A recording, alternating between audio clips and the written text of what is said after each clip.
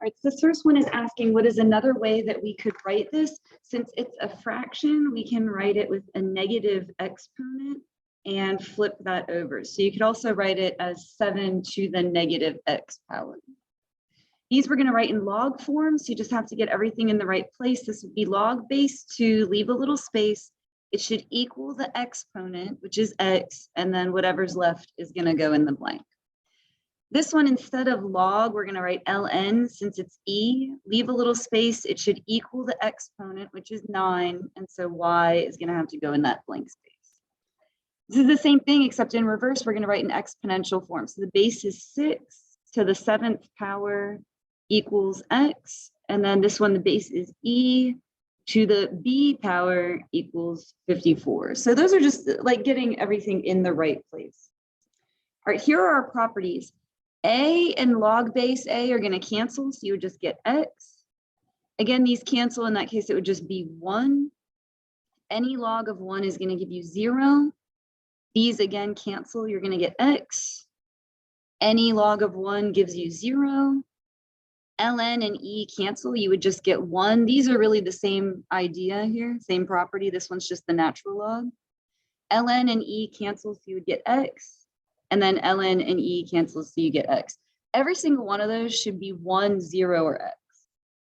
And if log base a of x equals log base a of y, then x equals y. You can set the inside parts equal.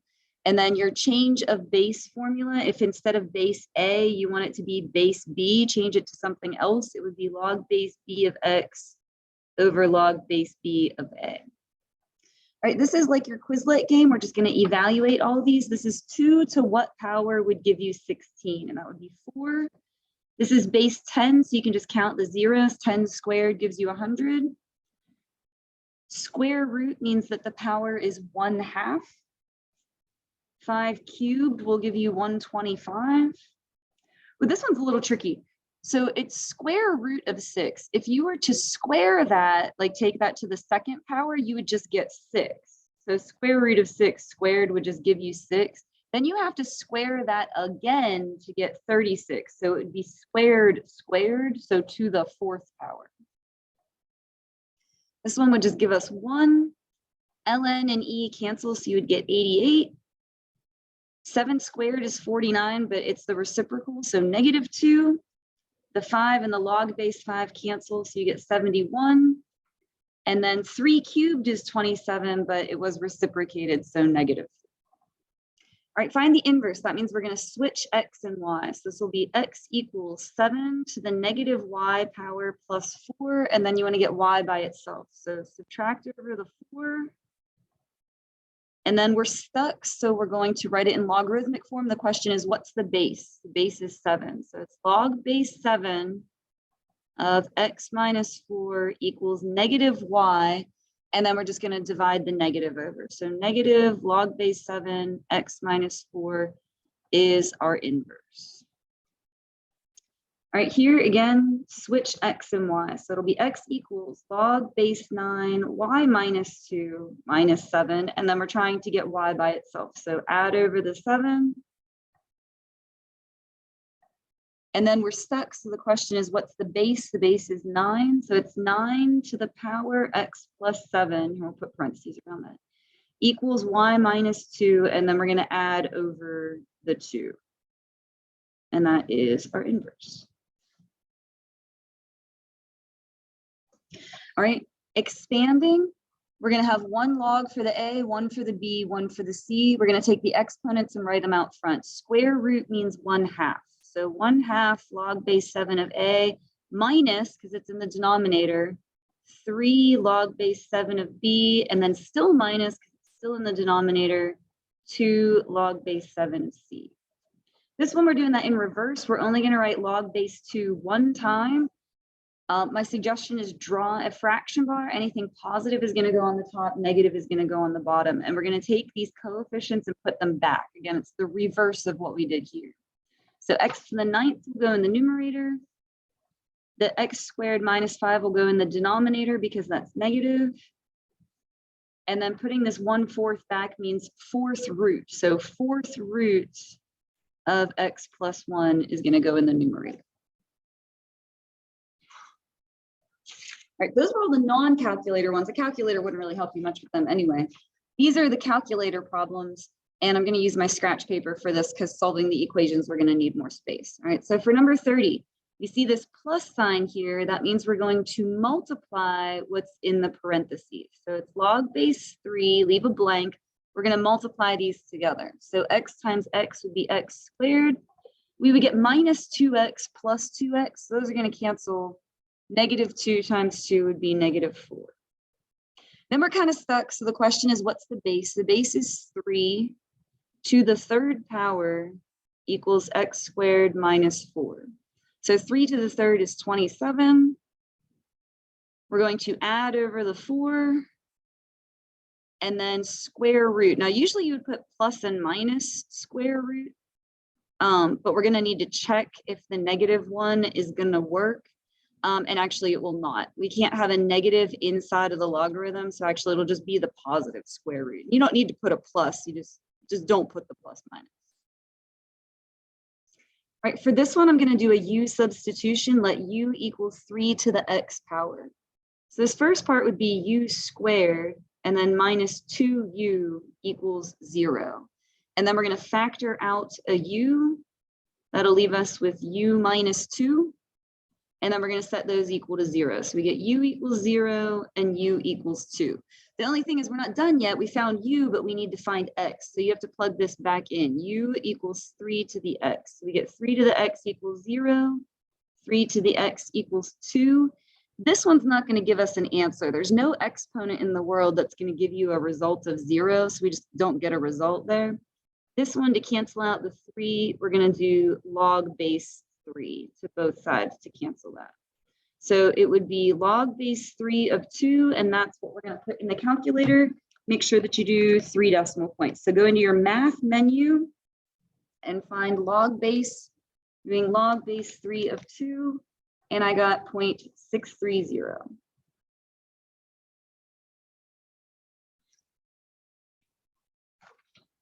All right, for number 32, it looks like base of 5, or no, not base of 5. I'm sorry, I just glanced at that. Base is e. So the first thing we're going to do is divide by the 5. So divide the 5 to the other side. That'll be 2/5. And then to cancel out e, we're going to do ln to both sides. So those will cancel. We get 1 minus 4x equals ln of 2/5. Don't reach for the calculator until the end. That'll be the very last thing we do. I'm going to subtract over the 1. So ln of 2/5 minus 1, and then we're going to divide by a negative 4. So this mess is what I'm going to put in the calculator.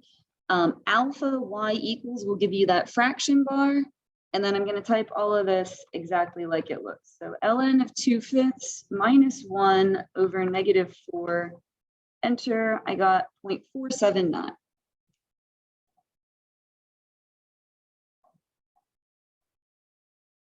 All right, 33, we are adding. That means we're going to multiply what's inside of here. So write log, leave a blank. If you multiply these together, you'll get x squared plus x. And these are both just regular log, common log, base 10. Since it's the same, they're going to drop out, and we can just set the inside parts equal. I'm going to subtract over the 20.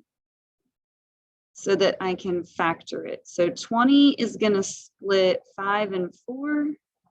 To get positive x in the middle, we'll have plus 5 minus 4. And so we get negative 5 and positive 4. And then let me check that. I think we're going to have to get rid of the negative 1. Yes, because when you plug that back in, you can't log a negative. So just x equals 4. All right, so 34. It looks like I can get the same base on both sides. I can make the base 2 for both of these. Here, 2 to the negative 1 will give me a half. 7 minus 3x is kind of just there. On the other side, 2 squared gives you 4. You can also do a log base 1/2. That would work as well. I just think this is a little bit easier because these 2's are going to drop out and you can just set the exponents equal. I'm going to distribute the negative. That would give me negative 7 plus 3x equals 2. Add over the 7 and then divide by 3. All right, for this one, the base is E. It's like I'm stuck already. Base is E, it's to the 5th power equals x cubed minus 2. I'm gonna add over the 2.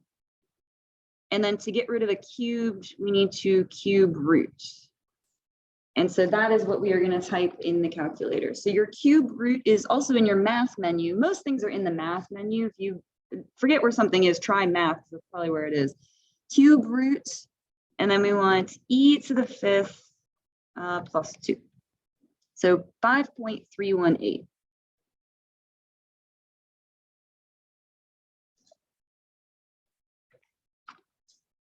All right, and then 36, the first thing we're going to need to do there is divide over the 3. So when I divide that 3 over, that is going to give me 8. And then to cancel out the 5, we're going to do log base 5. So I'll have 7x equals log base 5 of 8, and then just divide by 7. So this is what I need to type in the calculator. I'm going to use that fraction bar, log base 5 of 8, and then over 7. So that gives me 0.184. All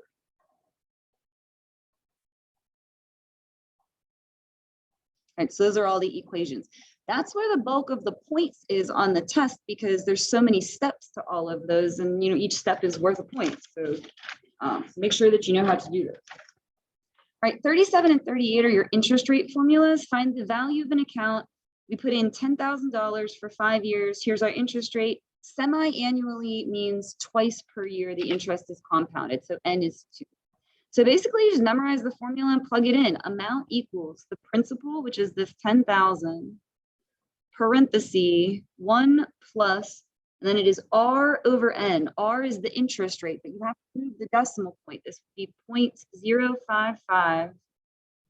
Semi-annually means N is 2, and then it's to the power N times T. So 2 times the amount of time, which was 5, and we're just going to put that in the calculator.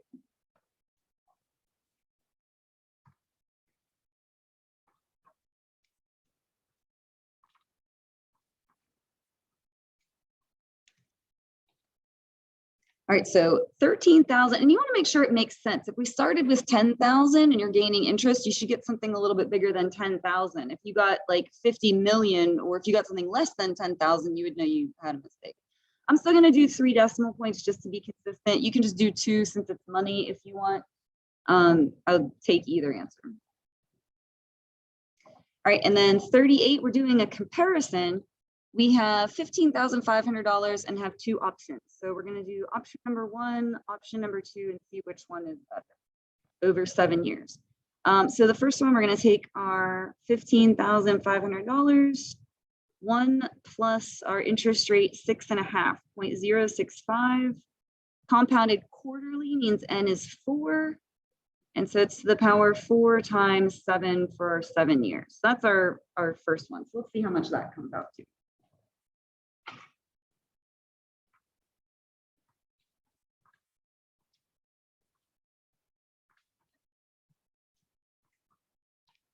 That will give us $24,341.50. I'm still going to do 3 decimal points.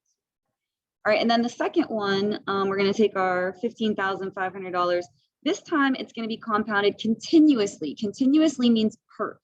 So it's our principal, and then E to the power R times T. Interest rate for this one is 6%. They were different. We're comparing 2 different options here. So 0.06 times the time, the amount of years was 7. And we're going to put that in and see how much that will give us. So 15,500 E to the power 0.06 times 7. And we get $23,590.404. So the question is, which one is better? So, you have to make sure you actually answer that question like this one is better. All right, you want the one with more money. All right, 39. In school, we learn stuff, but we forget it. This is a function that describes the percentage of information that we would remember after we learn it. So letter A says What is the percentage of information remembered at the moment it's first learned? That means we're going to plug in 0. If you've just learned it, no time has gone by. Now you have a calculator, but look, if you plug in 0, the exponent's 0. Anything to the 0 power is 1. 1 times 80 is 80, and then 80 plus 20 is 100, and that should hopefully make sense. The second you learn something, you should know all of it. So the moment you learn it, you should know 100%. Now, as time goes by, you're going to forget stuff. Now here I'm going to need the calculator. So we're going to take 4 and plug it in for x and see how much information we remember after 4 weeks have gone by. So it's going to be less than 100. We're going to have forgotten stuff, right? So this would be to the power negative 0.5 times 4 and then plus 20. So I just took 4 and plugged it in. So 32.8%. Which is roughly a third. So after a month went by, remembering roughly a third of what you learned is probably pretty accurate.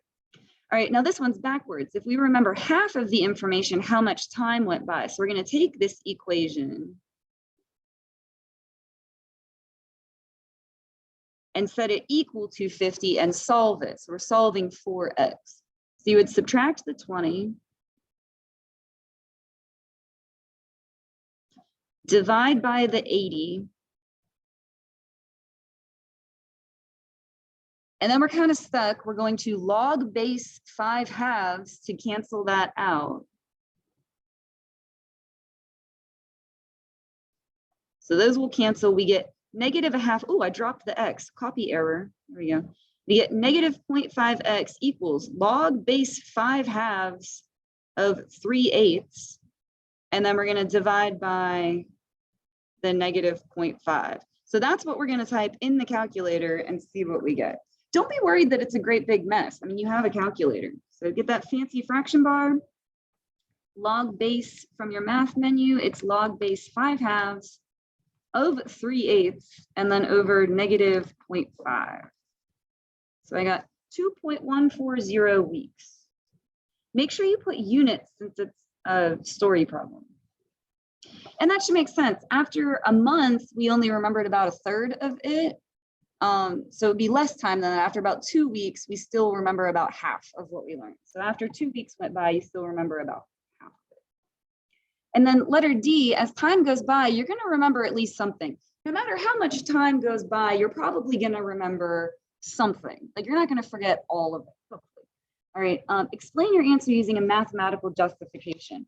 So you're going to remember at least 20% of the information. And the mathematical, you can't say, well, because I think I'll remember 20%. You know, you have to reference this function somehow. It's because this graph moved up 20. And so that's where the horizontal asymptote is. So that's where the graph is going to level off. So the amount you remember is going to level off at that horizontal asymptote, which is 20. So you say something to the effect of that 20% because there is a horizontal asymptote at y equals 20. So that's where the graph's going to level up. And then this last one is about a deer population. I apologize because I messed up the wording of this. Okay, first of all, it's not in millions. I mean, there's millions of deer in the United States, but for this problem, that isn't going to work. So I'm sorry. And also saying it's going to stay like below 200,000, like, let's say that's the deer in like one region of Virginia. That wouldn't be the whole United States. So I apologize. I kind of messed up the wording of this, but the math is going to work out. So let's go with it. All right. Just pretend it's like a certain region of Virginia that we're looking at with this deer population. So this is the function of deer. The population is growing, it's exponential growth. It's years since 1990. So remember the world population we did? It's just like that one, started it in 1990. Population has to stay below 200,000 for the ecosystem to remain in balance. Because, you know, there's only, so much land and resources and plants and stuff that the deer can eat. So, it will only support so much. Will the deer population cause a problem by the year 2020? So we're not going to plug in 2020. You have to subtract 1990. So 32 years went by. We're going to plug 32 in for X and see how many deer there are and see if it went over that 200,000. This is 0.52 parentheses 1.53 to the power 32. And we get, now I usually do 3 decimal points, but I'm going to round to the nearest whole deer, okay? So that we don't have like a decimal point of a deer. I'll go ahead and round it up. We'll say that that's another whole deer. I don't care. 94, 95, doesn't really matter. Anyway, the point is, if you have that many deer, you are well over what the earth, the region of the earth that we're talking about can support, this region of Virginia or whatever it is you want to say. So we would say, yes, the deer population is a problem in the year 2022.